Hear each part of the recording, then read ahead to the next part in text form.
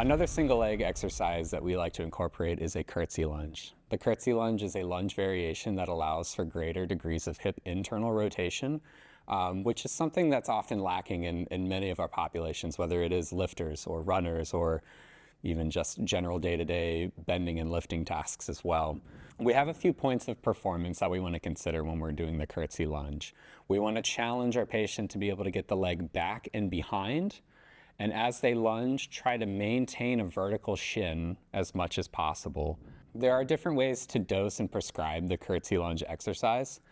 In some cases, we actually want to have patients challenge the range of motion that they can move through, so the cues of the vertical shin may go away if we're just trying to focus on adduction or movement of the legs across the body instead of internal rotation. What that might look like is a bit of a wider stance where people are getting out, getting a little bit more stretch into the lateral hip and feeling a little bit more effort through their groin.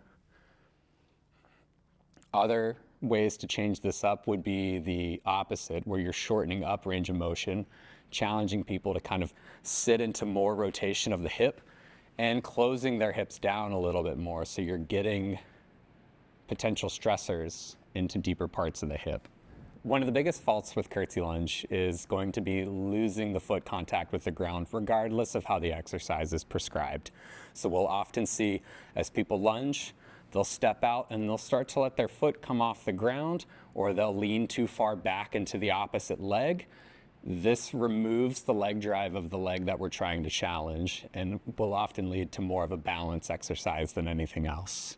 I typically prescribe the curtsy lunge for a strength exercise. So we're looking 3 to 4 sets of 6 to 10 repetitions. And as you get better with the exercise, we're going to find ways to add external load.